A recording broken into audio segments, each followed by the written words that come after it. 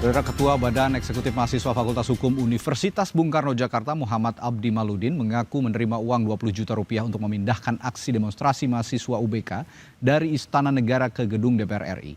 Sejumlah mahasiswa Universitas Bung Karno tampak menginterogasi Muhammad Abdi Maludin soal dugaan penerimaan uang di aksi unjuk rasa mahasiswa UBK. Abdi pun mengaku uang 20 juta rupiah sudah dibagi-bagi ke sejumlah pihak. Tujuan pemberian uang adalah agar BEM mahasiswa FHUBK yang dipimpinnya memindahkan titik demonstrasi dari Istana Negara ke Gedung Dewan Perwakilan Rakyat. Abdi dan kawan-kawan sempat diterima Wakil Presiden Gibran Rakabuming di kantor Wakil Presiden Jakarta pada aksi demo Senin 15 Juni lalu. Maka dari itu, terkait uang itu memang saya terima. Berapa? 20%. Kemana? Uang itu sebenarnya Abdi tahu nggak peruntukannya itu untuk mengalihkan atau untuk yang lain sebenarnya? Untuk mengalihkan titik aksi di istana. Mereka suruh untuk tidak aksi di istana dan aksi di DPR. Rektorat Universitas Bung Karno Jakarta akan menindaklanjuti pengakuan Ketua BEM Fakultas Hukum UGM, maksud kami UBK, dan soal menerima uang saat aksi unjuk rasa. Dan bagaimana proses tersebut bakal dilakukan dan mengapa ada upaya untuk menyusupi gerakan mahasiswa.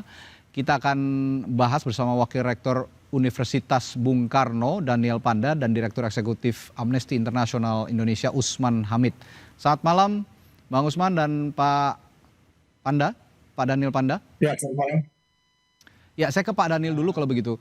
Siapa saja sih Pak yang diperiksa untuk mengklarifikasi soal ini sejauh ini? Ya, pertama kami sudah memanggil kemarin sebenarnya sebelum pertanggungjawaban semalam ya. Jadi Ketua BEM Fakultas Hukum, Saudara Abdi itu saya sudah panggil langsung. Kami sudah bicara berdua dan dia sangat terbuka untuk itu.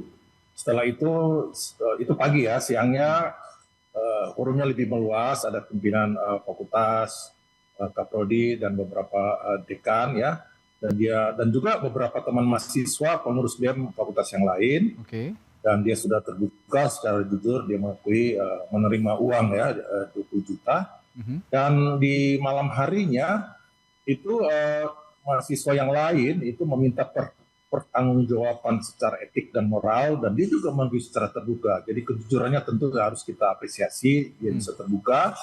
Dan kami sudah membentuk, UBK sudah membentuk tim investigasi. Dan tentu akan ada sanksi yang akan dijatuhkan, tentu melihat dengan derajat kesalahan dari setiap oknum mahasiswa ya.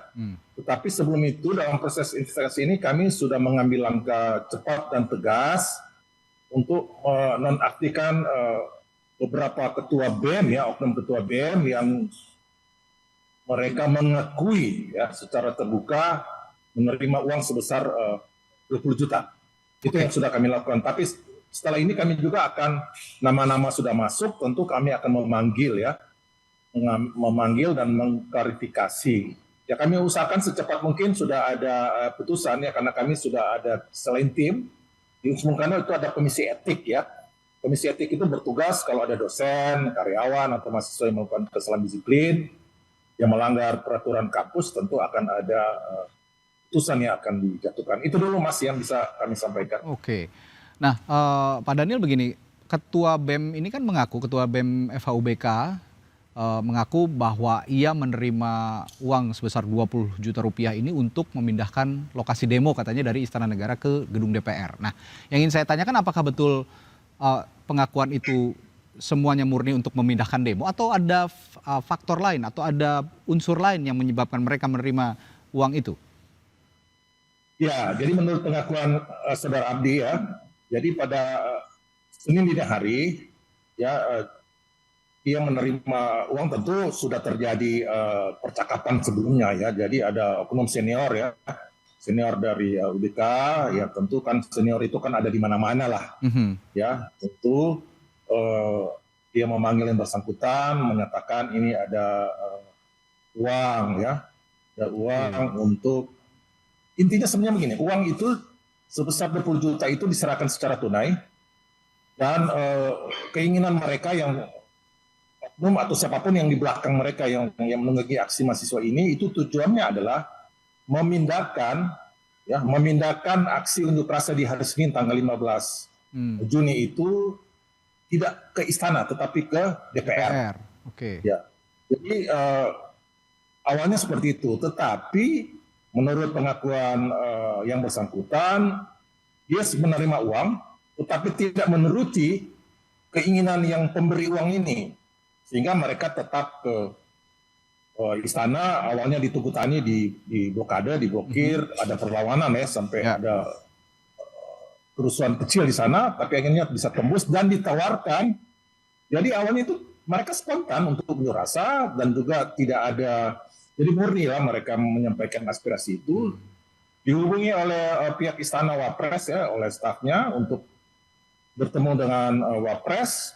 Sebenarnya mahasiswa itu menolak awalnya. Mereka meminta Wapres datang ke lokasi. Oke, jadi dihubungi duluan ya Pak Daniel ya, bukan mereka yang meminta untuk bertemu? Oh, tidak ada. Ya, itu kami pastikan berdasarkan pengakuan dari yang bersangkutan, dan juga saya bertanya ke beberapa mahasiswa, itu spontan.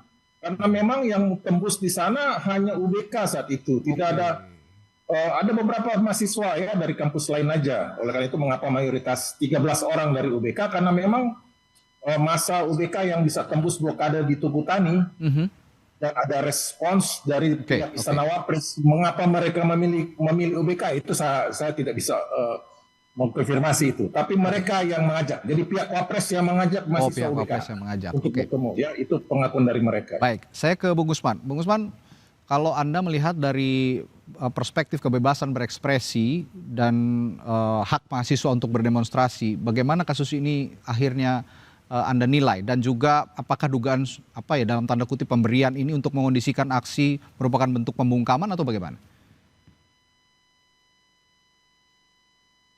Bung Gusman, mohon maaf.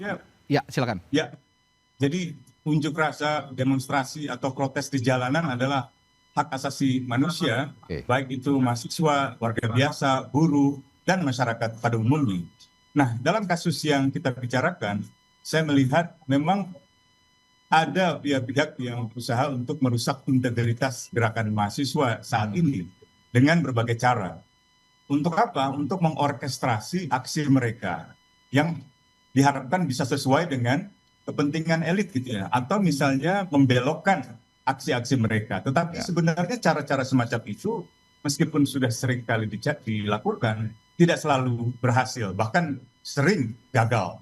Nah, biasanya politisi berada di balik usaha-usaha mengorkestrasi itu. Bisa juga anak didiknya politisi tersebut atau anak buahnya atau kepanjangan tangannya. Biasanya lewat senior-senior aktivis atau siapapun yang sekiranya mereka bisa kooptasi gitu. Bisa saja diberikan proyek ya, dikasih uang dari mulai mungkin 2 juta, 5 juta, puluhan juta, ratusan juta, bahkan ada juga yang bisa sampai miliaran, tergantung dari senioritas, tergantung dari pengaruh. Tetapi usaha-usaha semacam itu seringkali gagal mencegah gerakan yang lebih besar. Baik itu dalam membelokkan narasi kritik ya, misalnya mereka boleh kritik negara, tapi tidak boleh kritik presiden. Mereka tidak boleh kritik misalnya Koperasi Desa Merah Putih gitu. Nah, ini sebenarnya taktik lama, taktik dari pemerintahan yang otoriter gitu. Aktivis di masa Orde Baru juga ada yang misalnya dipengaruhi dengan cara seperti itu. Tapi bukan hanya pendekatan uang, melainkan juga pendekatan intimidasi, kekerasan, bahkan penculikan. Nah, sekarang mungkin modusnya lebih halus gitu. Nah, kalau memang ada intervensi begitu ya dengan bentuk-bentuk yang saat ini sudah kita tahu bersama terhadap mahasiswa UBK ini, apa antisipasi yang harus dilakukan sebenarnya terhadap para mahasiswa yang ingin mengekspresikan, beraksi unjuk rasa, karena banyak juga mahasiswa yang memprotes ataupun merasa tercederai lah dengan peristiwa ini, Bung Gusman. Ya, yang biasanya ciri-ciri dari gerakan yang otentik begitu ada 3. Yang pertama itu tuntutannya memang tuntutan yang dituangkan di dalam katakanlah pernyataan tertulis. Yang kedua, struktur kepemimpinannya terbuka, ya bisa dalam bentuk BEM, bisa dalam bentuk forum BEM se-Indonesia atau apapun namanya. Dan yang ketiga, kritiknya bisa diarahkan kemanapun, bahkan kepada puncak kekuasaan, misalnya presiden. Seperti tadi, mereka ingin bergerak ke arah istana, tapi kemudian dibelokkan ke arah DPR gitu. Nah, ini saya kira bisa kita jadikan ukuran lah untuk menilai mereka gitu. Nah, dalam kasus UBK sebenarnya bukan hal baru gitu ya. Jadi setiap zaman dari gerakan mahasiswa 60-an, 70-an, 80-an, 90-an itu seringkali memang ada usaha-usaha untuk mempengaruhi pemimpin mahasiswanya atau pemimpin gerakannya. Jadi bukan berarti dalam kasus ini karena UBK jadi mudah dibayar. Tidak, itu bisa terkena kampus manapun, bisa terkena kampus-kampus negeri, swasta, besar, tengah, atau kecil gitu. Nah, sekilas sebenarnya usaha untuk katakanlah mendorong adanya dialog sah-sah saja ya, meskipun mungkin sebagian akan menuduhnya itu ditunggangi. Tapi itu tergantung apakah pertemuan misalnya dengan presiden, dengan wakil presiden, atau dengan pimpinan MPR, pimpinan DPR, itu memang merupakan kesepakatan dari para simpul-simpul massa aksi. Kalau misalnya ada mahasiswa berbagai kampus, apakah itu merupakan kesepakatan pimpinan-pimpinan kampus? Kalau sebuah kampus saja, apakah itu memang kesepakatan dari para fakultas misalnya gitu? Nah, justru kan kita berharap ada dialog, dan lebih jauh lagi kita berharap pertemuan itu benar-benar menghasilkan perubahan kebijakan. Nah, yang seringkali terjadi, pertemuan itu sekedar menjadi semacam simbol aja, seolah-olah pemerintah mendengar, seolah-olah istana mendengar, seolah-olah Senayan DPR mendengar. Padahal sebenarnya itu hanya pencitraan saja untuk mengesankan bahwa mereka sudah mendengar, lalu mahasiswa misalnya diminta untuk meredakan tuntutannya. Nah, kadang ada juga bentuknya yang tuntutannya disaring gitu, disaring oleh penguasa. Nah, diskusi-diskusi dengan pemerintah, dengan pimpinan DPR itu harus terbuka, harus juga menyampaikan tuntutan yang otentik. Karena kalau tidak, misalnya kalau habis bertemu lalu berhenti gerakannya, atau kalau bertemu ternyata tuntutannya tidak disampaikan, maka publik bisa curiga, dan itu bisa menimbulkan perpecahan di gerakan mahasiswa gitu. Jadi saya kira gerakan mahasiswa yang susah diorkestrasi atau susah dikooptasi itu biasanya tuntutannya sangat jelas, tertulis, struktur koordinasi atau kepemimpinannya terbuka, dan berani mengkritik semua pihak, termasuk pihak yang memberikan panggung gitu. Misalnya katakanlah yang memberikan panggung istana atau Senayan gitu. Tapi mereka tidak terpengaruh untuk tidak mengkritik mereka yang memberikan panggung gitu. Tapi kalau tuntutannya melempem, atau misalnya sasaran kritiknya bukan lagi puncak kekuasaan, saya kira itu pasti akan menimbulkan kecurigaan, dan dengan sendirinya menjadi ancaman yang serius terhadap integritas dan independensi dari gerakan mahasiswa. Sehingga keabsahan gerakan mahasiswa, legitimasi gerakan mahasiswa itu justru diragukan dengan adanya praktik-praktik semacam ini gitu. Saya ke Pak Daniel dan kembali ke soal pengakuan Ketua BMFH UBK ini. Tadi pada saat berita pengantar juga dikatakan bahwa yang bersangkutan mengakui menerima uang 20 juta dan sudah dibagi-bagi. Nah, ini dibaginya kepada siapa dan sebenarnya siapa yang memberi, Pak Daniel?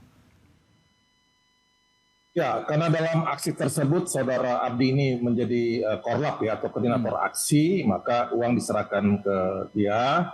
Nah, dia ke bagi-bagi pertama ke wakil ketuanya, terus ada anggotanya, ada ketua BEM Fakultas Ekonomi dan wakilnya. Jadi dari pengakuan dia semalam, dia memberikan itu kepada 4 orang ya. Jadi memang sangat terbatas pemberiannya, tetapi juga ada 2 orang senior juga yang menerima itu. Ya, jadi nama-nama atau inisial kan sudah beredar di media sosial, dan tentu itu kami mengapresiasi kejujuran saudara Api untuk mengungkap itu. Jadi tadi malam ada pertanggungjawaban secara moral, ya kami apresiasi, dan bukan hanya sekedar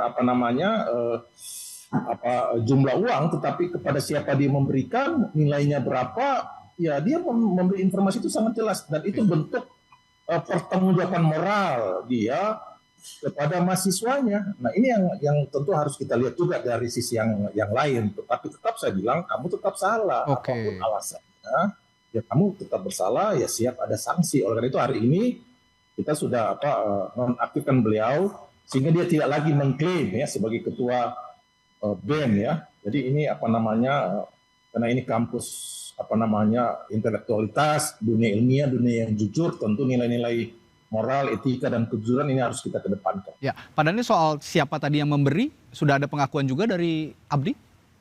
Iya, tadi saya sudah sampaikan yang memberi itu alumni senior. Dan alumni ya, alumni seniornya yang memberi. Alumni itu dia mendapatkan dari oknum kepolisian. Sudah sangat jelas. Ya, itu pengakuan dari yang bersangkutan dari saudara. Cuma untuk selanjutnya pembuktiannya tentu ya, tentu saja nanti kita telusuri lebih lanjut gitu. Untuk merujuknya. Ya. Tapi begini Pak Daniel, kita juga semua bertanya-tanya, awalnya bagaimana sih sampai Abdi ini juga akhirnya secara legowo mengakui begitu bahwa ada pemberian uang terhadap dirinya dan beberapa temannya ini. Bagaimana awalnya mengakui, apakah memang diminta oleh pihak kampus atau dia sukarela langsung menceritakan ini semua?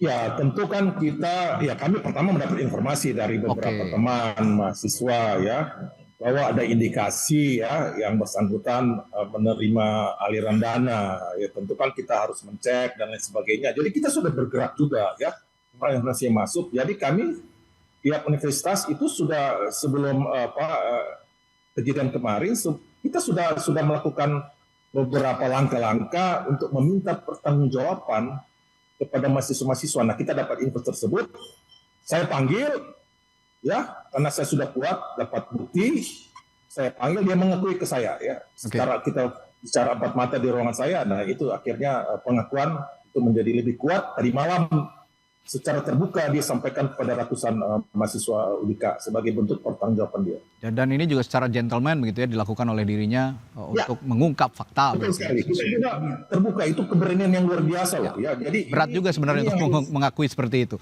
Ya, Bung Usman, karena kata Pak Daniel tadi sudah, meskipun ini masih dugaan, tapi ternyata ada dugaan bahwa ada oknum kepolisian yang juga memberikan sejumlah uang ini.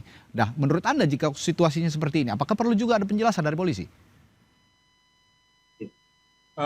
Bisa saja, tergantung dari hasil investigasi di UBK.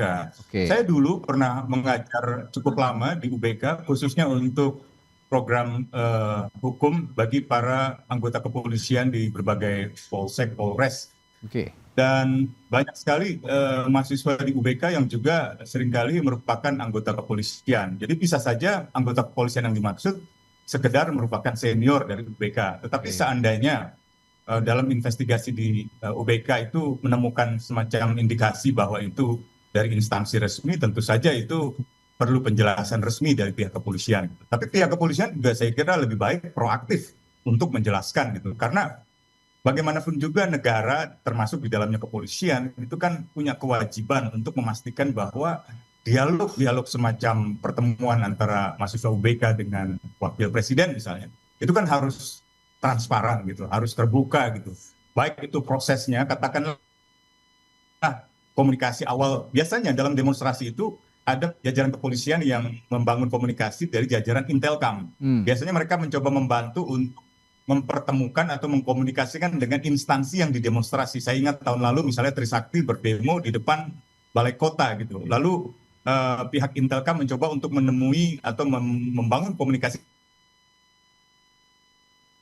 dengan pihak gubernur kantor pemerintah untuk bisa menemui mereka gitu. Nah, biasanya itu dilakukan untuk mencegah adanya eskalasi atau benturan kekerasan. Tapi kalau ada katakanlah keterbukaan komunikasi bukan hanya dengan pimpinan BEM tapi juga pimpinan kampusnya, misalnya dalam kasus Trisakti dengan rektoratnya atau dengan rektorat di UBK, itu mungkin akan lebih mencegah tuduhan-tuduhan negatif gitu. Nah, yang pasti negara harus memastikan bahwa proses dialog semacam itu benar-benar dialog yang otentik gitu, bukan dialog dengan katakanlah berbayar atau dengan uang yang justru merugikan atau merendahkan integritas dan independensi gerakan mahasiswa gitu. Kan kita tahu bahwa situasi ekonomi kita sedang tidak baik gitu, dan berbagai persoalan hukum, keadilan juga sedang muncul di permukaan, sehingga mahasiswa turun ke jalan itu lebih merupakan cermin dari kegelisahan dan keresahan masyarakat. Jangan sampai keresahan, kegelisahan itu justru hilang hanya karena ada kesan bahwa seolah-olah gerakan mahasiswa mudah untuk dikooptasi dengan uang gitu. Ruang-ruang dialog sangat penting, terutama dari pemerintah. Tapi ya kalau memang ada hal-hal seperti ini, sebaiknya harus dihindari karena ini mahasiswa juga mewakili keresahan masyarakat seperti yang dikatakan oleh Bung Usman tadi. Dan untuk tindak lanjut dari UBK sendiri saat ini masih penelusuran ya Pak Warek ya. Nanti kalau sudah ada mungkin juga dari pihak Rektorat UBK akan mengungkapnya kepada publik sehingga proses investigasi dan juga penelusuran apakah ini memang ada kaitannya dengan pihak instansi pemerintahan atau tidak, ini akan disimpulkan lebih lanjut nanti oleh pihak Rektorat UBK. Baik, terima kasih Pak Warek, Universitas Bung Karno, Daniel Panda, dan Direktur Eksekutif Amnesty International Indonesia Usman Hamid telah memberikan informasi dan perspektif di Sapa Indonesia Malam. Kita jumpa lain waktu, selamat malam, sampai jumpa.